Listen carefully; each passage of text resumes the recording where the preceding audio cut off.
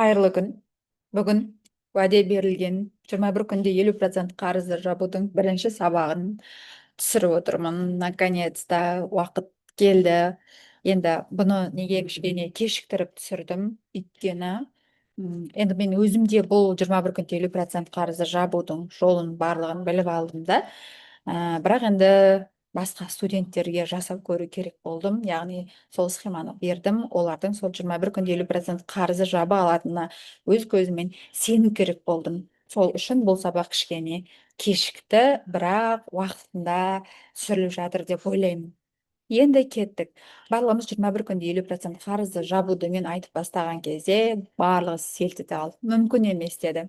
Бірақ көз алдарында көрсетейін деп енді мен өзімнің жапқаныма сенбейтін шығар деп көз алдарында әсермен көрсеткен болатын. Оның барлығы менің инстаграмымда тұр.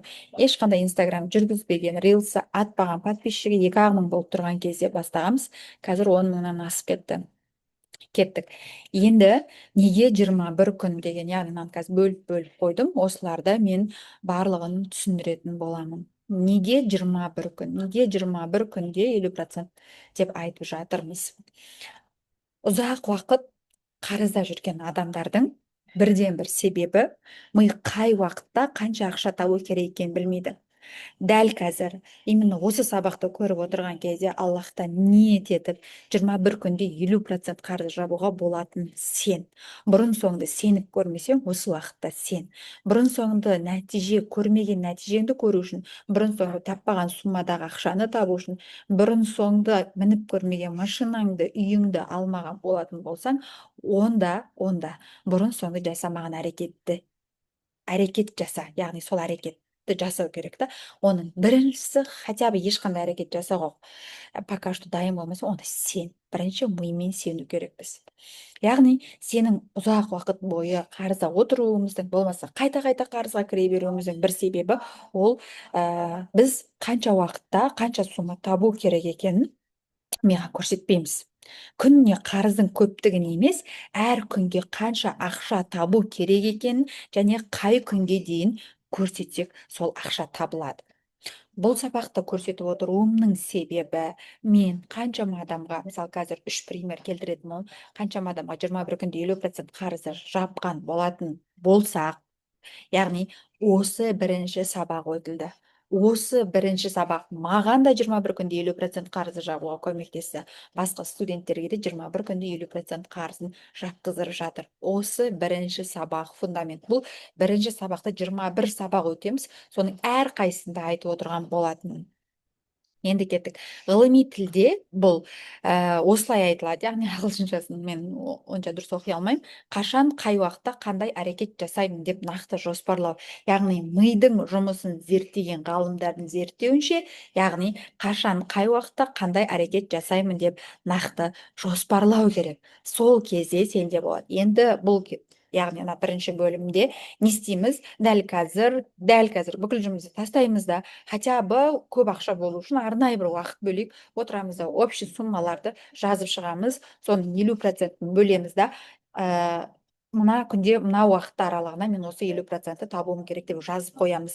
Наконец-то жазыңдар. Жазған кезде ол тезірек орындалады. Өйткені ми не істеу керек екенін біледі. Ал біздің адамдар көбінесе мыслені барлығы мына жерде шайып атады. Сол үшін ол тұманның ішіне не істеу керек екенін білмейді.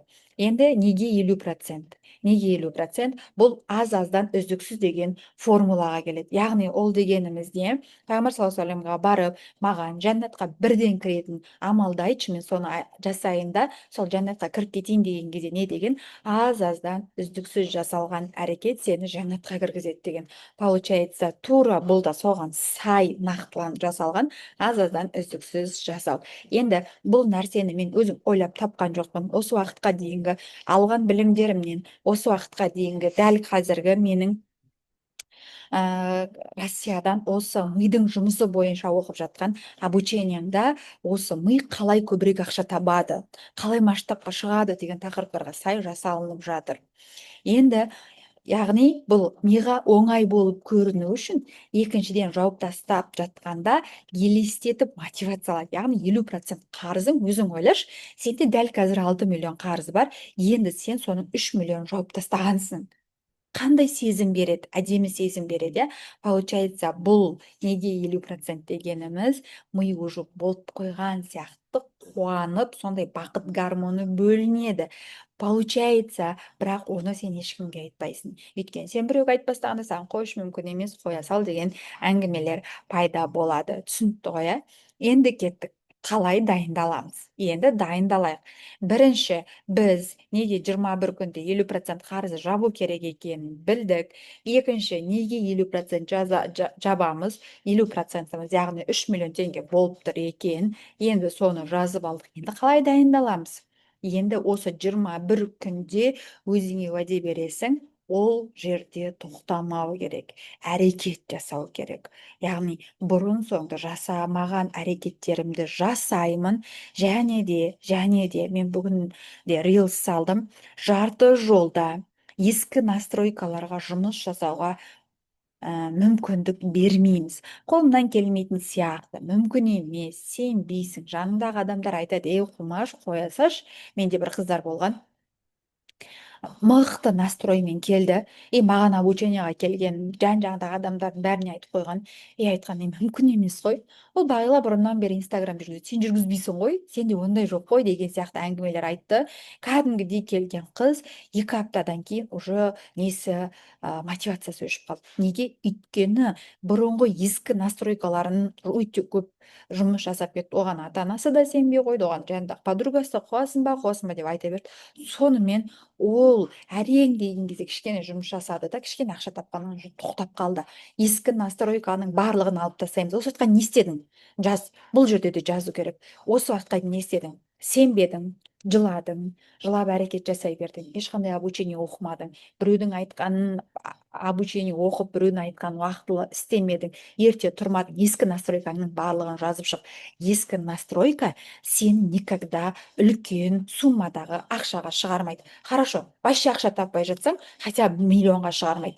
5 миллион тауып жүрсең, сен 15 миллионға никогда шығармайды. Ескі настройкалар сендерді никогда жаңа нәтижеге апармайды. Ескі настройкалар сен никогда бақытқа бөлемейді. Яғни бұны тағы да бір мысалмен келтіре салайын. Бұрын соңды, мысалы, енді қыздар көреді мені көбінесе, бұрын соңды всегда абьюзер, тиран жігітке кездесе береді болсаң, яғни сен ескі настройка бар, сен удобная шығарсың, иә деп келісе салатын шығарсың. Неге саған қайта одно и то же бір нормальный, онша емес жігіт кездесе береді?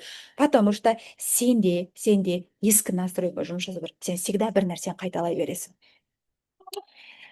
И өзіңді салыстыру басталады. Бұрынғы әрекеттеріңнен бәрін қайталаған келіп тұрады. Қайталаған келіп тұрмайды, автоматом қайталайсың. Автоматом сен ешкімге сенбейсің, автоматом сен өзіңнің бұрынғы мінетіңе сенбейсің, автоматом сен өзіңнен мүмкіндік бермейсің. Осының нәтижесінде сенде бұрынғы тас қалпыңда отырасың. Біздің қазақтар айтады ғой, әлі сол тас қалпында отыр екен деп. Вот ол бұрынғы настройкаларға мүмкіндік бермейміз. Бұрынғы былай дәптерді бөлеміз да, бұрынғы жаман настройканың бәрін жазып шығамыз. Мына бетіне, енді соған керісінше қарама қарсы новый настройкалар жазып шығамыз. Ол настройканы көзің көреді, миың сенеді, ертесіне біреуін істейсің, екеуін істейсің, солай сенің өміріңде ол әдетке айналып кетеді. Күнделікті повторение. Кім қайта повторять етеді, вот сол адамның өмірі өзгереді. Кеттік, енді алғашқы сабағымызды өтейік. Өмір бақи 3 дүние басқарады сені. Және осы үшеуін дұрыс басқара алған адам ғана жетістікке жетеді. Қарыз жабады, проблемалар шешіледі. Маған енді в основном тек қарыздарын тез арада жапқысы келетін адамдар келеді маған. Өте білімді мамандар бар, оқығандар бар, барлығы білім оқып алған. Осы қандай курс оқыдың, соның кез келгенін қолданып 50% қарыз жабуға болады. Онша емес, атпайды, сұраныста емес деген білім жоқ. Енді ол үшеуі жүрек, ми, нәпсі. Енді басынан бастап осыларға тоқталып кетейік. Жүрек жек көреді, жақсы көреді, қорқады. Оған сай, оған лайықталған оның сипаты осы. Яғни жаңа әрекет жасауға всегда кедергі болады. Неге? Өйткені қорқады, жүрегім жаман болып тұр, бірдеңе сезіп тұрмын деп тағы да ештеңе жасау норма екенін өзіне сендіреді, яғни ақтап алады. Сен бір нәрсе бастайын деп жатқанда, болмай қалатын сияқты, қолымнан келмей қалатын сияқты, күйеуім біліп қойса ұрысатын сияқты, нәтиже шығара алмай қалатын сияқтымын деп айта беретін болсаң, бұл жүрек сөйлеп тұр. яғни жүрекке ақша келмейді. Сен осы кезде осының барлығын миға лақтырып отыруың керек. Оны қазір қалай жасау керек екенін көрсететін боламын. Енді тағы бір фактор, оқу барысында болмаса бір бизнес ашасың, болмаса білмеймін қандай бір жұмысқа тұрасың, иә, кәдімгідей бір сферасы биік жоғарыға отыратын бір жұмысқа отыратын болсаң, яғни сен бұл жерде адамдар ұнамай бастайды. Неге? Психология бойынша өзінің масштабқа шығуынан қорыққандықтан үшінші жақты ұнатпай бастайды. Яғни сен білмеймін, енді маған көбінесе обучение алған адамдар келеді, сен обучение алдың, и бір уақытта сенің сол наставнигің ұнамай бастайды. Неге? Сен уже кәдімгідей қош, жасағым келмейді, өзінің де қолынан келмейді екен ғой деген нәрселер істейді. Осы кезде жүрек сөйлейді. Жүрек барынша істетпеуге тырысады. Енді нәтижесінде не болады? Бәрінен қорқа береді. Болмай қалса ше деп отыра береді. Қателессем ұят болады, бәрі біліп қойса ше дейді. Қарызды қарыспен жауып, айналасындағы адамдардың өзіне приказ беріп сөйлеуіне көнеді. Егер де бұл жүректің жұмыс жасаған кезде бағынатын болсаң, бұған сенің нәтижең осындай болады. Бірақ жүректің жұмысы жаман екен деген сөз емес. Жүрек жақсы көреді, махаббат болады, баласына мейірім береді, ол басқа. Бұл жерде мен жетістікке жету бойынша бір жұмысты бастау, до конца апару, масштабқа шығу, көп ақша табу кезіндегі әрекеттерге сай форматын көрсетіп отыр. Ой, бұл жерде жүректі вообще тыңдамау керек екен, жүректі қатырып тастау керек екен деген мағына емес. Екіншісі ол нәпсі. Ұйықтағысы келеді, тәтті тамақ ішкісі келеді, ұйықтайды, зиянды әрекеттермен айналысады, күліп қана көңіл көтеретін дүниені ұнатады. Бұл шындық. Нәпсіге берілген адам көңіл түссе бәрін тоқтата салып, тамақ жеуге болмаса ұйықтауға қашады, болмаса біреуді кінәлай салады. В основном психологиядан іздейді. Терапия іздейді, өтіп кеткен өмір зерттеуге кіріседі. Іздеген табады, ол не болуы мүмкін? Обида шығады, әкеге деген, анаға деген, ағаға, әпкеге, в общем, айналаға, в общем, соңында өзіне обида шығып келеді. Бірақ психологиялық жұмысты мен бұл жерде дұрыс емес деп жатқан жоқпын. Бірақ психологиямен жұмыс жасап жатқан адам сразу барлығын түсініп, адекватный ретте әрекетке көшіп кету керек. Ұзақ уақыт бойы ренжіп терапияда отырудың керегі жоқ. Терапияда жүріп әрекетті бірдей істеу керек. Вот осы кезде сен жетістікке жетесің. Ал тек қана психологияда отырып алып, азаннан кешке дейін медитация тыңдай беріп, азаннан кешке дейін кешірдім деп жаза бергеннен, азаннан кешке дейін техниканы жазып, өртеп, байлағаннан саған ақша түспейді. Одан кейін бар, бұл уақыттарда әрекетсіз пайда болады, больді тауып жүреді, сол кезде қарыз қысады, адамның вибрациясы төмендеп, бүкіл ой минусқа кетіп қалады. Нәтижесінде не болады? Өзіне қарамаған, өз жасынан әлдеқайда кәрі көрінетін, қабағы түйіліп жүрген, балаларын ұра беретін, ештеңеге сенбейтін адамға айналады. Реально, егер де тоқтап қалғаныңды білетін болсаң, яғни өзіңнің бір дұрыс емес нәрсе екеніңді білетін болсаң, әйел адамдарға айтайын, сразу біз балаларға ұрысып бастаймыз. В основном, көбінесе ұрыспайтындар бар шығар, но бірақ менің айналамда көріп жүрген әйелдердің көбісінде вибрация минусқа түсіп кеткенде, состояние минусқа түсіп кеткен кезде барлығы балаларын ұрып бастайды. Ми, дисциплина. Енді мына үшеуі сен өмір бақи басқарады, бүкіл адамзатты басқарады. Жүрекке ақша келмейді, нәпсіге ақша келмейді, миға ақша келеді. Зерттеп алдық қой, сені күнделікті не басқарып жатқан? Бір ой келгенде жүректікі ма, нәпсінікі ма деп ойлайсың. Сразу дәл қазір ойлап отырсаң, мынау қойшы, бағила не деп қуып отыр деген, или там қойшы, мынау не айтып жатыр, или бұны мен бұрыннан естіп қойғам ғой деп ойлап жататын болсаң, уже бұл жерде екеуінің біреуі сөйлеп тұр. Мен бұны и так та білем ғой деп.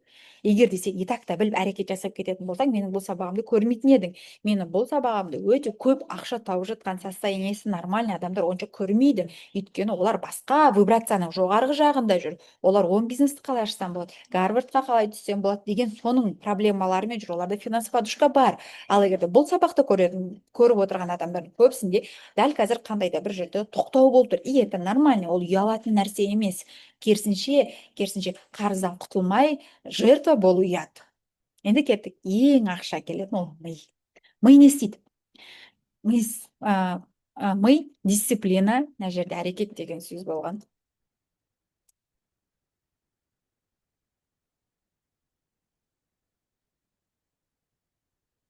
Дисциплина, әрекет, ерте тұру деген екен ғой. Кешірім сұраймын. Ерте тұру, тұрақтылық, қойылған целді орындау. Сезім жоқ. Жасайын ба, жасамайын ба, біреу не ойлайды, құлап қалсам ше, өліп қалсам ше, болмай қалса ше, позор болсам ше, жоқ. Сезім қоспайсың.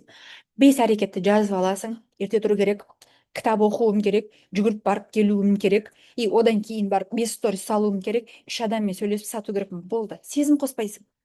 Әр сағатында сол нәрселерді істейсің. Болды. Екінші, ешқандай сезім жоқ. Бола ма, болмай ма, болмай қалса ше, количествомен ғана орындау. Күніне 5 уақыт намаз оқы деді ма, болды, оқу керексің. Жүрегіңе кіре ма, кірмей ма оқисың. Какая-то бір время ол өзі сенің жүрегіңе кіреді. Енді мысалға мен мына бөлмеде 200 шар жіберіп, соның ішіне біреуінде 200 мың теңге бар десем, сен жүрегіңе салып, болмайтын сияқты, болатын сияқты, болса ше деп айтасың ба? Жоқ, өйткені сен сол жерде 200 мың теңге бар екенін біліп тұрсың, сен түгел 200 шарды жарып шығасың.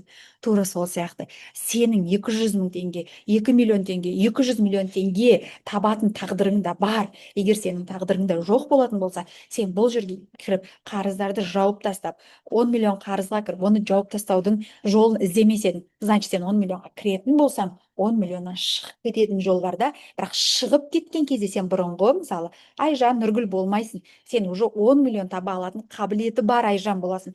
Екінші рет тапқанда сол 10 миллион теңге сенің қалтаңда қалады. Получается, сенің тағдырыңда бар нәрсе уже. Мына жерде 200 шардың ішінде біреуінде 200 мың теңге бар, уже жазылып қойды. Оны әйтеуір бәрін жарып шықсаң тауып аласың.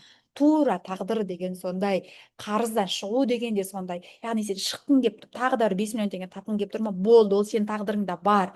Тұру керек та, сезімсіз әрекет жасау керек. Нәпсіге беріліп шайып кетпеу керек. Жүректің айтқанын тыңдап, елдің бәрін жек көріп, осуждение жасамау керек. Түсіндіре алдым деп ойлаймын. Мен просто қазір 50% қарызын жапқан бүкіл қызға осылай түсіндіремін. Арасында кішкене қатты кетіп жатсам, менің сабақ түсіндіруім сондай. Яғни мен қарыздан құтылатын кезде мен анандай маған ботам күнім деп ешкім айтпаған. Мен қанша ақша таптым, мысалы Россиядан оқығандарды да айттым, ешкім еркелетпейді. Ақша, үлкен ақшалар тәртіпті талап етеді, тұрақтылықты талап етеді, тәрбиені талап етеді. Яғни жетістікке жету жолын қайталау. Ол қанша рет болуы мүмкін, сонша рет қайталау. Бұл әдет, ал дұрыс әдет әдемі тағдырды қалыптастырады.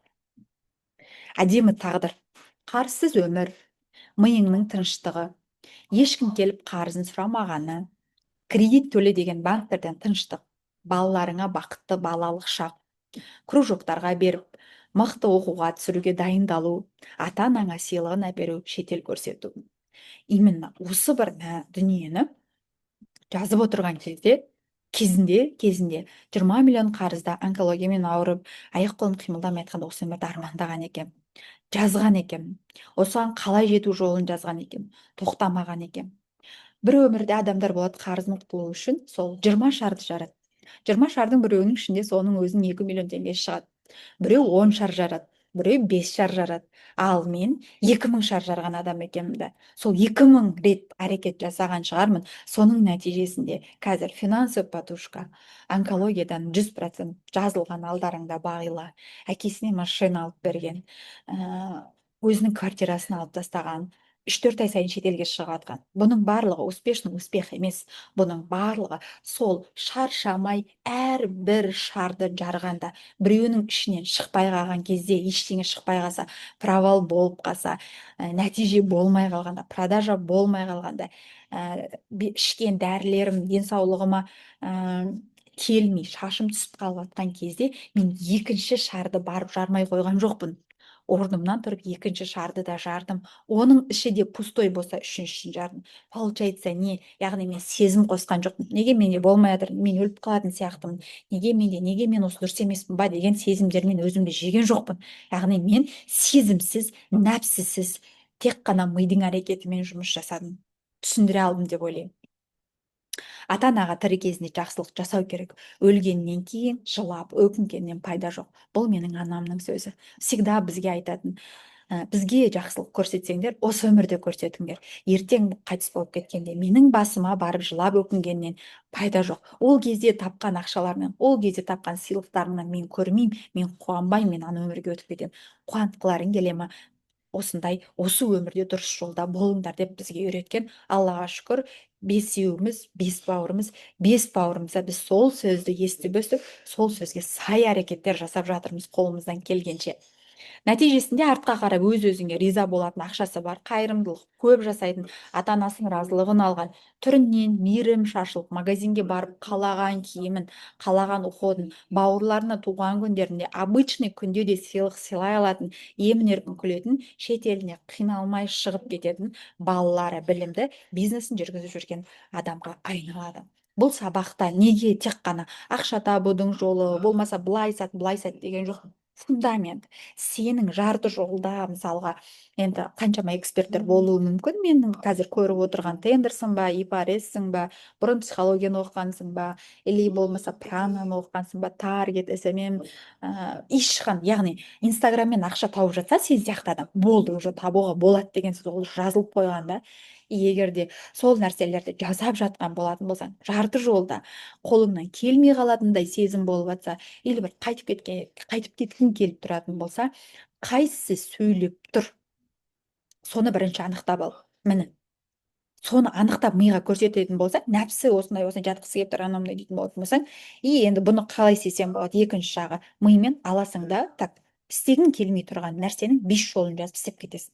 Вот, бітті, болды. Яғни әрекет, сен пока что әрекет жасамайынша саған ешкім келіп сенің 200 мың теңге рассрочкаңды төлеп бермейді. Бұл сабақтан студенттер қандай нәтиже болды? Бұл сабақта жасап жүргеніме кемі бір 2-3 ай болды. Дәл қазір әселді көрсеттім. Әселді көрсеткеннен кейін қазір поток болып жатыр. Сол потоктағылармен жұмыс жасап жатырмын. Олардан да нәтиже болып жатыр. Қазір бірнеше студент көрсетемін. Негізі өте көп, мен инстаграмда бар, көрсеңдер болады. Невропатолог Ақжарқын Сейітқазы 5 күнде 5 миллион 600 мың теңге тапты. Врачтардың өзі мемлекетте жұмыс жасайды, айына 400-500 мың теңге табады, ол ешкімге жетпейді.